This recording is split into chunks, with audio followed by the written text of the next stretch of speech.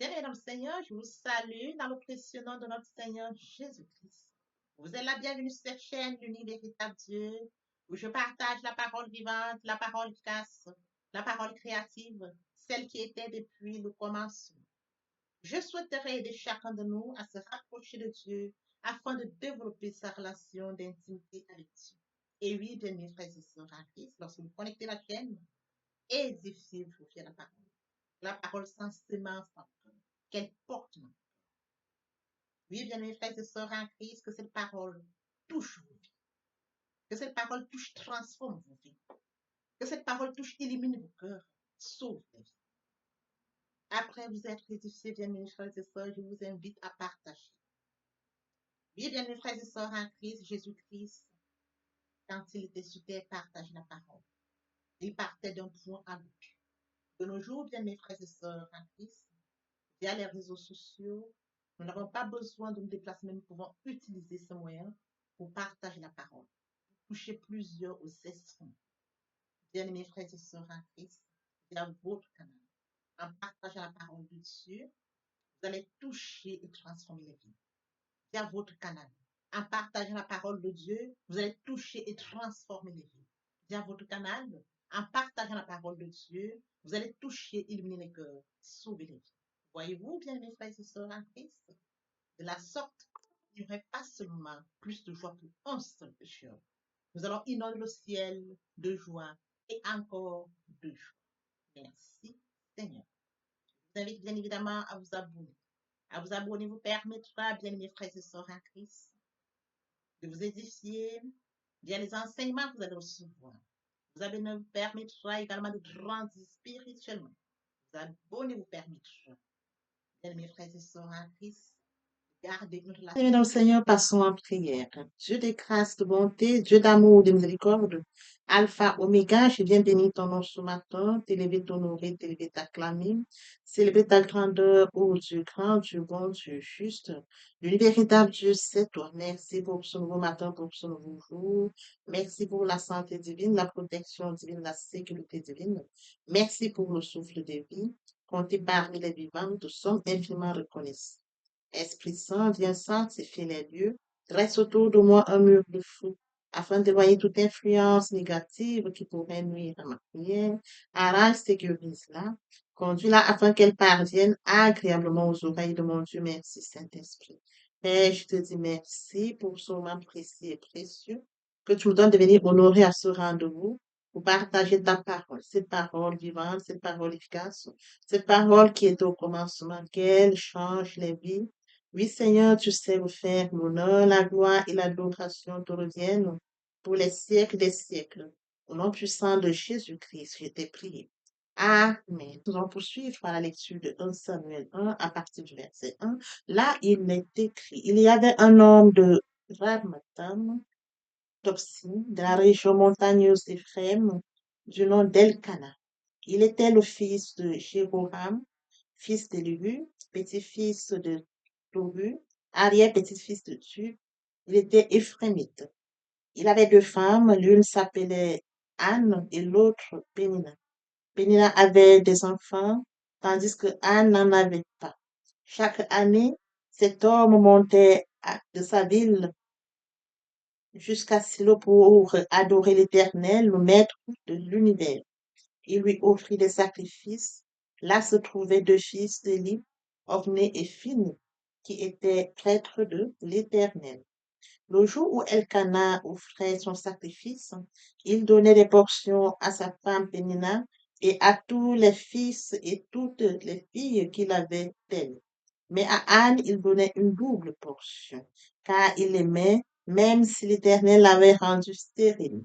Sa rivale la provoquait pour la pousser à s'irriter de ce que l'Éternel avait rendu stérile. Et toutes les années, il en était de même chaque fois qu'Anne montait à la maison de l'Éternel. Pénina la provoquait de la même manière. Alors elle pleurait et ne mangeait. Son mari Elkana lui disait, Anne, pourquoi pleures-tu et ne manges-tu pas? Pourquoi ton cœur est-il attristé? Est-ce que je ne vaux pas pour toi mieux que 10 fils? Jésus-Christ dans le Seigneur.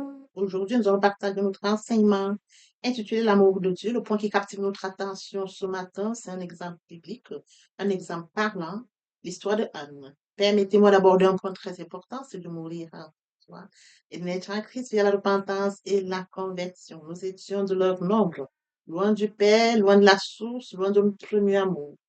Par la grâce de Dieu, nous sommes repentis et convertis. Il est écrit, mon peuple périt faute de connaissance. Il est bien évidemment écrit, tu aimeras l'Éternel ton Dieu de tout ton cœur, de toute ton âme et de toute ta pensée. C'est le premier et le plus grand commandement. Et voici le second qui lui est semblable. Tu aimeras ton prochain comme toi-même. Oui, frères et sœurs en Christ. Je passe la parole de Dieu. Je vous invite à vous joindre à moi afin que nous manifestions l'amour de Dieu. C'est-à-dire que frères et sœurs en Christ, joignez-moi, partageons la parole. La parole les atteindra après s'être édifiés. Ils reviendront à leur premier amour. Via votre canal, ils vont se repentir et se convertir. De la sorte, nous allons inonder le ciel de joie et encore de joie. Je consacre la deuxième partie de mon enseignement à cela, où j'apporte plus de détails pour ce qui est de la repentance et la conversion, et je fais suivre la prière. La troisième partie fait suite à la deuxième. Il est question de la nouvelle vie. Les choses anciennes sont passées, voici toutes choses sont devenues nouvelles. Oui, frères et sœurs en Christ, comme mentionné dans la parole, je suis le pain de vie. Celui qui vient à moi n'aura jamais faim, celui qui croit en moi n'aura jamais soif. Parole du Seigneur. Sur ce, revenons à notre enseignement de ce matin, frères et sœurs en Christ. L'amour de Dieu, le point qui captive notre attention ce matin, frères et sœurs en Christ.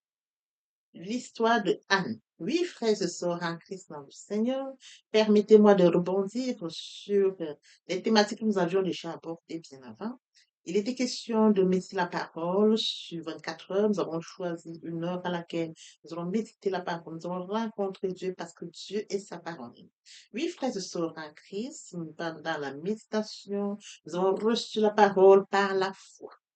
Ils ont bien évidemment reçu la parole par l'obéissance. Oui, frères et sœurs en Christ, recevoir la parole par la foi est une ferme assurance des choses qu'on espère, une démonstration de celles qu'on ne voit pas. Alors, je passe la parole, en méditant la parole, frères et sœurs en Christ, nous grandissons spirituellement. Et justement, nous recevons la parole par la foi. D'où la deuxième thématique de notre enseignement cette année.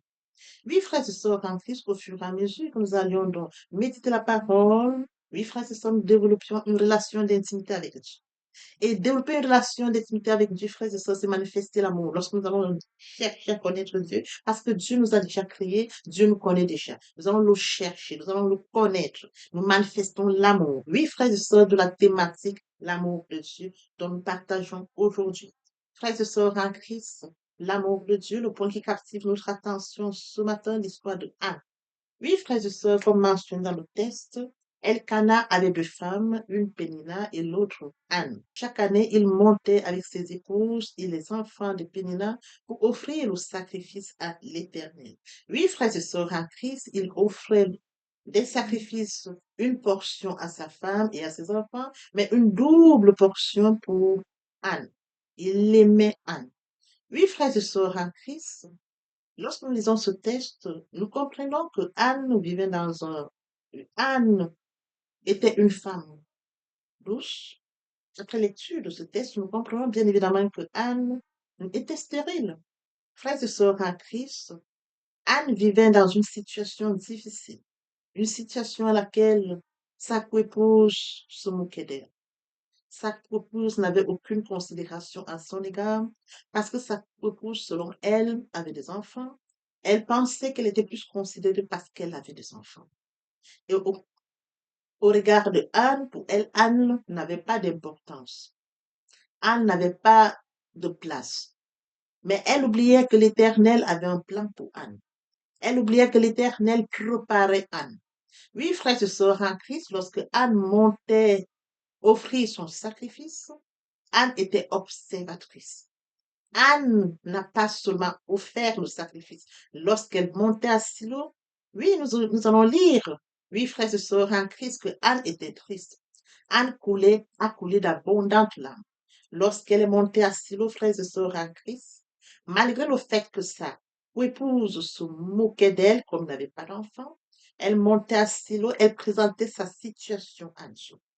Oui, frères et sœurs en Christ, lorsqu'elle monte à Silo, elle se rend compte que dans le temple, il y a un désordre total, organisé par les fils d'Élie, Ophné et Phine, qui étaient supposés apporter l'ordre, qui étaient supposés servir l'Éternel.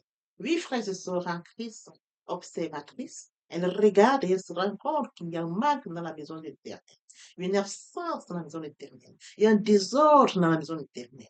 Oh oui, frères et sœurs en Christ, Anne a compris qu'il fallait changer la façon de prier. Il fallait accorder la priorité à Dieu. Lorsqu'elle montait offrir son sacrifice, frères et sœurs en Christ, elle allait pleurer devant l'Éternel. Elle lui demandait un fils. À partir du moment où elle s'est rendue compte que dans la maison de l'Éternel, il y avait un désordre organisé par les fils d'Élie, frères et sœurs en Christ, Anne a changé sa façon de prier. Anne a relevé la prière en accordant la priorité à Dieu, en accordant la première place à Dieu. Oui, frères et sœurs en Christ, Anne se leva après que l'homme eut mangé et bu à Silo. Le prêtre Élie était assis sous son siège près de la porte du temple de l'Éternel. L'amertume dans l'âme, elle pria l'Éternel et pleura abondamment. Elle fit le vœu suivant. Éternel maître de l'univers, si tu consens à regarder la détresse de ta servante, si tu te souviens de moi, si tu n'oublies pas ta servante en lui donnant, si tu n'oublies pas ta servante et lui donnes un fils, je te le consacrerai. Je le consacrerai à l'Éternel pour toute la durée de sa vie, et le rasoir ne passera pas sur sa tête. Comme elle restait longtemps en prière devant l'Éternel, Élie observait sa bouche. Anne parlait dans son cœur et ne faisait que remuer les lèvres. On n'entendait pas sa voix. Elle pensait, Élie pensait qu'elle était ivre et il lui dit, jusqu'à quand seras-tu ivre? Va cuver ton vin. Anne répondit, ce n'est pas cela, mon Seigneur. Je suis une femme à l'esprit abattu. Je n'ai bu ni vin ni boisson enivrante, mais je penchai mon cœur devant l'Éternel. Ne prends pas ta servante pour une femme légère, car c'est le trop plein de ma douleur et de mon chagrin qui m'a fait parler jusqu'à présent. Il reprit la parole et dit, parle en paix, et que le Dieu d'Israël exauce la prière que tu lui as adressée. Elle répondit, que ta servante trouve grâce à tes yeux.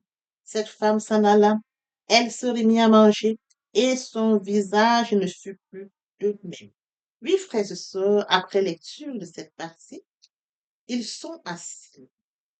Oui, frères et sœurs en Christ, Anne ressent l'amertume dans son cœur. Oui, frères et sœurs en Christ, Anne va pleurer au pied de l'Éternel. Anne ne va pas raconter son histoire à X ou Y. Elle est dans la maison de l'Éternel. Elle ressent l'amertume. Oui, frères et sœurs en Christ, elle va devant l'Éternel, frères et sœurs en Christ, exprimer. Écoutons très bien, elle fit le vœu suivant, Éternel maître de l'univers. Si tu consens à regarder la détresse de ta servante, si tu te souviens de moi, si tu n'oublies pas ta servante et lui donnes un fils, si je le consacrerai à l'Éternel pour toute la durée de sa vie, et le rasoir ne passera pas sur sa tête. Anne a accordé la priorité à Dieu. Anne n'a pas regardé les injures de Pénina. Anne n'a pas dit à l'Éternel, donne-moi un fils afin que Pénina ne se moque plus de moi. Anne n'a pas dit, donne-moi un fils pour que je puisse insulter Pénina. Anne a dit, frères et sœurs en Christ, Éternel maître de l'univers. Elle reconnaît qu'elle est devant le Dieu trois fois. C'est ce que je dis souvent quand on va en prière, on y va dans l'humilité. On y va en ayant conscience qu'on va devant Dieu trois fois. Anne reconnaît qu'elle va se prosterner devant l'Éternel, le Maître de l'univers. Elle lui dit, si tu regardes la détresse de ta servante, elle est en détresse. Elle reconnaît qu'elle souffre dans son cœur. Frères et sœurs en Christ, je le dis toujours que le lieu où nous devons parler, le lieu où nous devons prier, c'est dans le lieu secret. Entre dans ta chambre. Ferme ta porte. Parle à ton Dieu du secret. Le Dieu du lieu secret t'écoutera. Anne est au temple. Dans son cœur, elle parle à Dieu. Personne ne l'écoute. Même Élie ne l'a pas écouté. Frères et sœurs en Christ, elle est pleine d'amertume. Elle va parler à l'Éternel, sincèrement. Je le dis toujours, quand on va dans le lieu secret, quand on va ouvrir son cœur à Dieu, quand on parle sincèrement à Dieu, Dieu nous écoute. Dieu ne se moque pas de nous. Frères et sœurs, quand vous ouvrez aux personnes X, Y, ces personnes vous écoutent. Et après quoi, ces personnes utilisent tout ça pour vous frapper, pour vous insulter, pour se moquer de vous. Le cas de Anne ici est pareil. Elle est une femme qui n'a pas d'enfant. Elle vit dans une maison où on se moque d'elle. Frères et sœurs en Christ, elle vient dans le lieu secret, la maison de l'Éternel. Elle va parler au Dieu qui l'a créé. Oh Dieu qui l'a fait à son image et à sa ressemblance. Oh Dieu qui a une mission pour sa vie. Elle va s'adresser à ce Dieu et non à un homme. Elle va s'adresser à ce Dieu et non à son mari Elkanah. Elle va s'adresser à ce Dieu et non à Pénina. Frères et sœurs en Christ, elle ne va pas devant Dieu plaindre Pénina. Non, frères et sœurs, elle va devant Dieu pour présenter sa situation à Dieu. Elle ne va pas dire à Dieu, regarde Pénina, regarde ce qu'elle... Non, frère et sœurs en Christ. Voilà pourquoi je dis, quand on va dans le secret, il faut bien cibler. Il faut bien savoir quoi dire à Dieu. Elle lui dit, frères et sœurs en Christ, Éternel maître de l'univers, si tu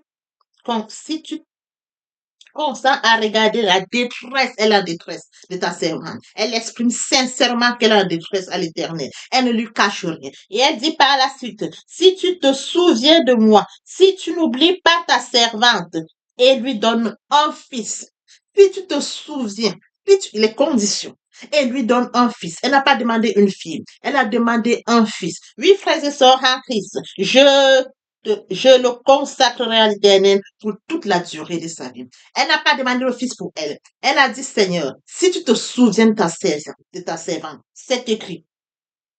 Si tu n'oublies pas ta servante, si tu te souviens de moi, si tu lui donnes un fils, je te le consacrerai. Donc, elle donne à l'Éternel ce que l'Éternel lui a dit.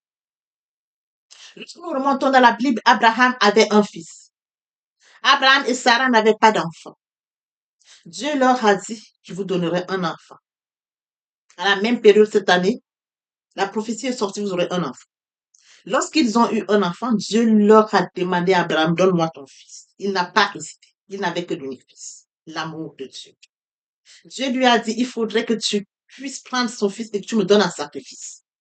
Il a pris son fils. Il est monté à la montagne, sur le lieu. L'Éternel lui a dit, ça ne sera pas ton fils. L'animal regarde, c'est celui-là que tu veux. C'est ça l'amour de Dieu. Anne a dit, je te le donnerai. Je te le consacrerai. Le rasoir ne passera pas sur sa tête. Anne a accordé la priorité à Dieu. Anne a accordé la première place de sa demande à Dieu. Anne a demandé que Dieu lui donne un fils et non une fille. Anne a compris qu'il fallait un fils dans le temple de l'Éternel pour corriger les erreurs des fils d'Élie, Ophni et Phineas.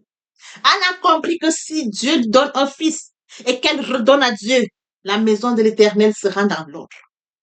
Anne a compris qu'elle a besoin d'un fils pour Dieu, mais pas pour Pénina. Anne a compris qu'elle a besoin d'un fils pour Dieu, pour servir dans la maison, pour ramener l'ordre dans la maison. Anne a compris que Dieu a besoin de quelqu'un pour organiser, pour retracer, pour mettre l'ordre dans la maison de l'Éternel. Oui, frères et sœurs en Christ, Anne a compris que la priorité est celle de Dieu et non la sienne. Oui, frères et sœurs en Christ, je te le donnerai, je te le consacrerai. Le rasoir ne passera pas. C'est un engagement que Anne a pris. Les paroles qu'elle a dites devant l'Éternel, les paroles qu'elle déclare devant l'Éternel, frères et sœurs en Christ. Elle manifeste l'amour pour Dieu. Elle regarde le temple de l'Éternel. Elle se rend compte qu'il y a un désordre total. L'ordre doit être établi par qui? Si je viens pleurer devant le temple de l'Éternel chaque année, alors que l'Éternel peut me donner un fils, et ce fils peut servir l'Éternel, Anne a fait le bon choix. Anne a compris qu'il fallait qu'elle serve l'Éternel. Oui, frères et sœurs en Christ, elle a accordé la priorité de sa douleur à l'Éternel. Elle a dit, prends mon amertume, prends ma douleur, prends mes peines, Donne-moi un fils. Donne-moi un fils. Si tu ne m'oublies pas, si tu te souviens de moi, je te le donnerai, je te le consacrerai. Le rasoir ne passera pas sur sa tête. Revenons à nos frères et sœurs en Christ. Dans la vie courante, dans la vie d'aujourd'hui, plusieurs d'entre nous, hommes comme femmes, nous faisons face à une situation. Oui, frères et sœurs en Christ, nous faisons face à des situations difficiles. Ça pourrait être le cas d'une femme qui n'a pas d'enfant, ou alors le cas d'une femme qui est malade, ou alors d'un frère X qui a une entreprise qui ne marche pas. Mais est-ce que tu accordes la priorité à Dieu dans ce que tu fais? Quelle est la part de Dieu dans ce que tu fais? Est-ce que la place de Dieu est prioritaire dans ce que tu fais? Comme Anne, je voudrais que ce matin, du son de ma voix, frères et sœurs en Christ, accordons la priorité à Dieu comme Anne. Regardons l'exemple biblique de Anne. Inspirons-nous de cet exemple biblique. Et accordons la priorité à Dieu, frères et sœurs en Christ, quand nous allons dans le secret pour confier à Dieu nos situations. Oui, comme Anne, frères et sœurs en Christ, dans la détresse, allons dans le lieu secret. La détresse, allons pleurer dans le lieu secret. Le Dieu du lieu secret ne se moque pas. Le Dieu du lieu secret écoute et il exauce. Le Dieu du lieu secret compatit. Oui, frères et sœurs en Christ, si vous savez présenter la situation à Dieu, frères et sœurs en Christ, Dieu vous l'accordera. Il vous exaucera.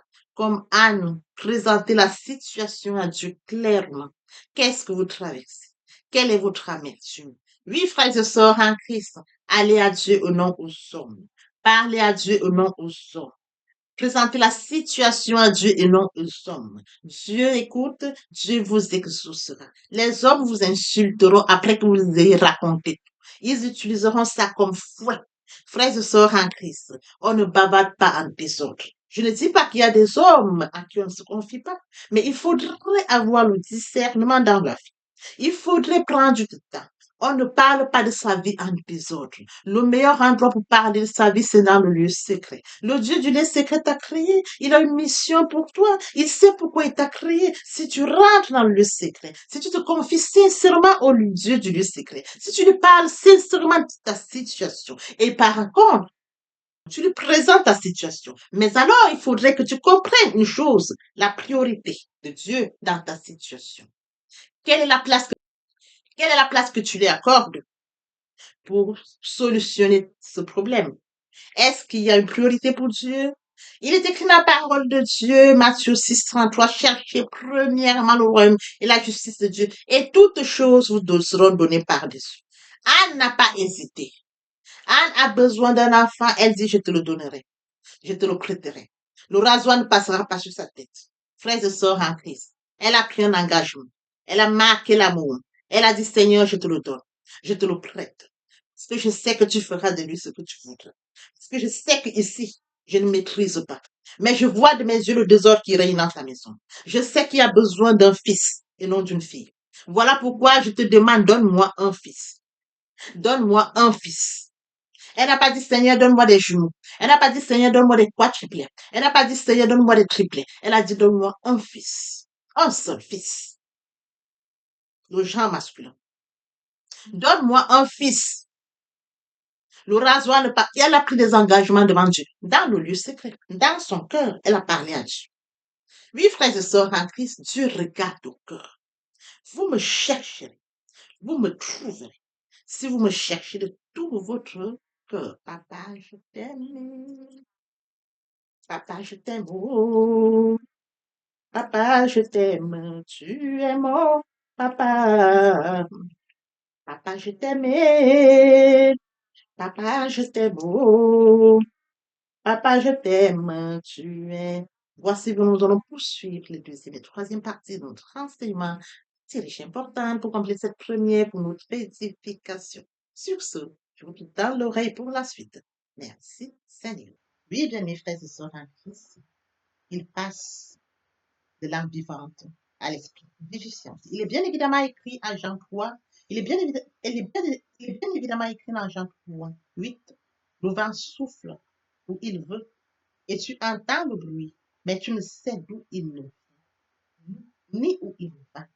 Il en est ainsi de tout homme qui est né de l'Esprit. Bien-aimés frères et sœurs en Christ, lorsque le vent souffle, nous ne pouvons pas voir où il va précisément, d'où il vient précisément. Nous ressentons, bien-aimés frères et sœurs en Christ, après lecture de Jean 3:8, on nous explique brièvement comment, quand nous sommes nés de nouveau, ça se manifeste. C'est une illustration, bien-aimés frères et sœurs en Christ. Il est bien évidemment écrit au début, le vent souffle où il veut. Et on entend son bruit, mais nul ne sait où il va, d'où il vient. C'est de la même manière pour tout homme qui est né en esprit. Tout homme qui accepte Jésus-Christ comme Seigneur. Tout homme qui vient vers le Seigneur Jésus-Christ dit, je t'accepte comme Seigneur et Sauveur. Il se laisse guider par le Seigneur Jésus-Christ. Lorsque vous l'acceptez, bien mes frères et sœurs en Christ, votre vie n'est plus sous votre contrôle. C'est lui qui vous guide. Vous n'avez plus le contrôle de votre vie.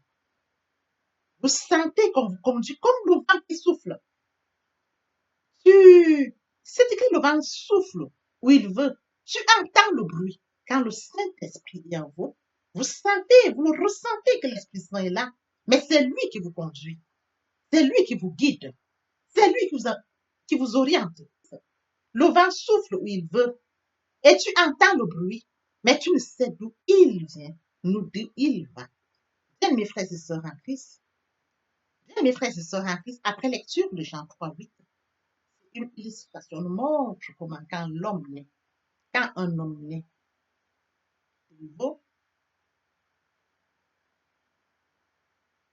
l'homme qui est né de nouveau, se laisse conduire par le Saint-Esprit. C'est l'Esprit Saint qui le conduit. Il ressent la présence du Saint-Esprit. Il sait que le Saint-Esprit est présent en lui. Il n'a plus le contrôle, mais c'est le Saint-Esprit qui le guide. Comme mentionné ici, le vent souffle où il veut. Tu entends le bruit, mais tu ne sais d'où il vient, d'où il va. L'Esprit Saint s'installe. Il prend le contrôle, c'est écrit. Votre corps est le temple du Saint-Esprit. Et oui, bien mes frères et sœurs en Christ, c'est écrit. Votre corps est le temple du Saint-Esprit. L'Esprit Saint habite en vous. Il prend le total contrôle. Il vous guide. Il vous oriente. Il se manifeste en vous. Le Seigneur Jésus-Christ a dit, je ne vous laisserai pas seul. Je vous enverrai le consolateur, l'Esprit Saint. Quand il habite en vous, il a le total contrôle.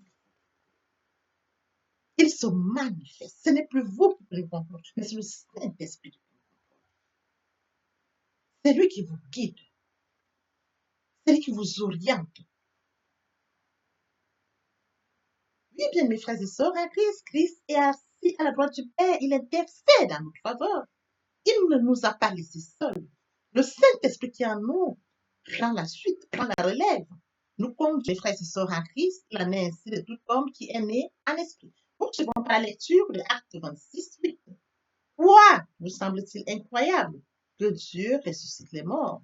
Oui, bien, mes frères et sœurs en Christ, Dieu a ressuscité son Fils Jésus-Christ. Il est ressuscité le troisième jour. Oui, bien, mes frères et sœurs en Christ, nous sommes dans la gloire de Christ. Nous allons de gloire en gloire. Christ est mort sur le Golgotha et il est passé de la mort à la vie. Ce passage, nous en bénéficions. Avec lui, nous sommes assis à la droite du Père. C'est écrit. Bien, mes frères et sœurs en Christ, nous devons être conscients que Dieu a tant aimé le monde qu'il a donné son Fils unique, afin que quiconque croit en lui ne périsse point, mais qu'il ait la vie éternelle. Oui, bien, mes frères et sœurs, lorsque nous acceptons Jésus comme Seigneur et Sauveur, lorsque nous passons par la repentance et la conversion, nous passons à notre vie. Nous changeons le centre de gravité de notre vie. Nous tournons vers notre vie, vers le Seigneur Jésus-Christ. Nous laissons le contrôle de notre vie entre les mains du Seigneur Jésus-Christ. L'Esprit Saint prend le contrôle et se manifeste, tel que mentionné dans Jean 3:8. Le vent souffle où il veut. Et tu entends le bruit, mais tu ne sais d'où il vient, ni d'où il va. Il en est ainsi de tout homme qui est né de l'Esprit. Ainsi de tout homme qui est né de l'Esprit. L'herbe sèche, la fleur tombe, mais la parole de Dieu demeure éternelle. Papa, je t'aime.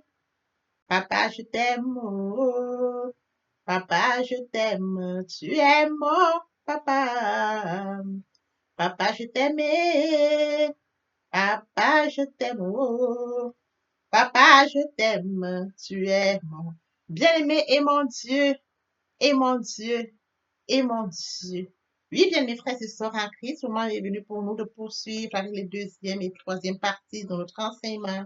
Partie qui vient de compléter cette première pour notre édification. Se repentir, c'est regretter, c'est sans vouloir, c'est pleurer. La repentance est un changement d'attitude, se détourner de son mal pour se tourner vers Dieu.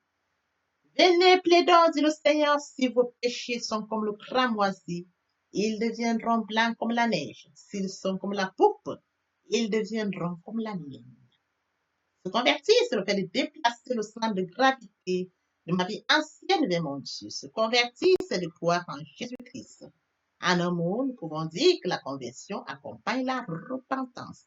Lorsque les cœurs se convertissent, le voile est ôté. Or, le Seigneur, c'est l'Esprit. Là où est l'Esprit du Seigneur, là est la liberté.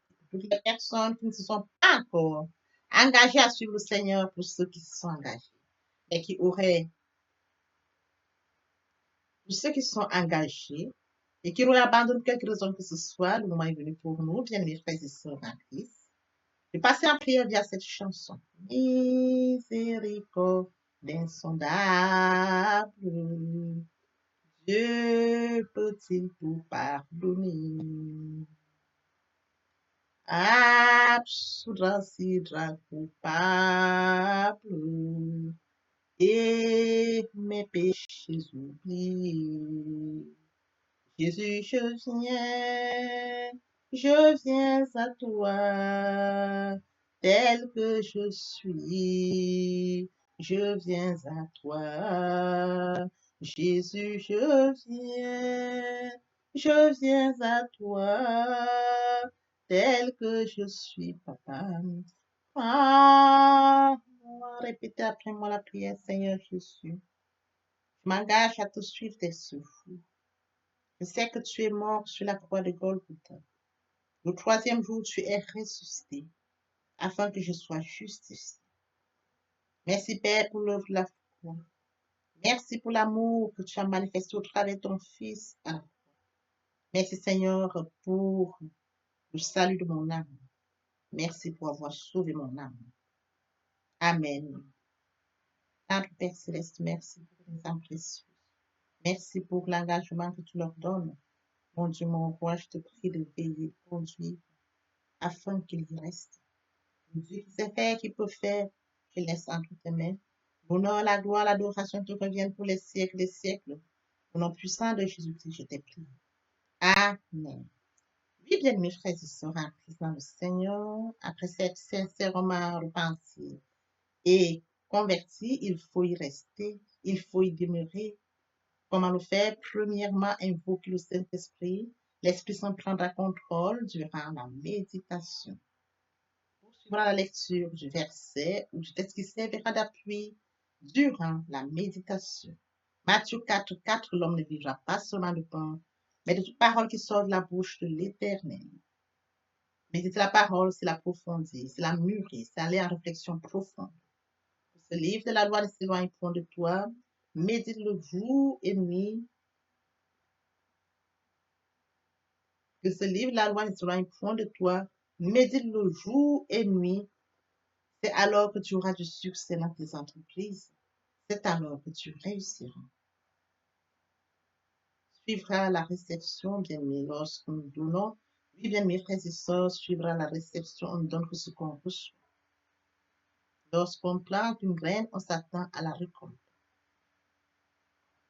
En louange la parole, en adoration la parole, en jeûne et prière la parole, déclarer la parole au moment opportun. Nous observons tout ça. Et oui, bien, mes frères et sœurs en Christ, après avoir médité la parole, nous devons recevoir la parole. Recevoir la parole via la foi. La foi est une ferme assurance des choses qu'on espère, une démonstration de celle qu'on ne voit pas. La foi vient de ce qu'on entend. Ce qu'on entend vient de la parole de Dieu, par conséquent. La foi vient de la parole de Dieu. Recevoir la parole via l'obéissance. L'obéissance veut mieux que le sacrifice. Et l'observation de sa parole vaut mieux que la rébellion. Après cela, bien aimé, il faut mettre en pratique la parole. On donne tout ce qu'on reçoit. Et oui, bien mes frères et sœurs en Christ, lorsqu'on plante une graine, on s'attend à la récolter.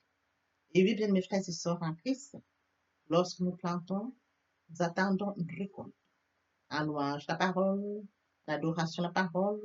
Et oui, bien mes frères et sœurs en Christ, en louange la parole, à l'adoration la parole, en jeûne et prière la parole, déclarer la parole au moment opportun. Nous observons toutes ces étapes, nous verrons que nous allons grandir spirituellement, tout en gardant une relation d'intimité avec Dieu. Que l'Éternel Dieu vous bénisse ainsi vos familles respectives. À très bientôt. Amen.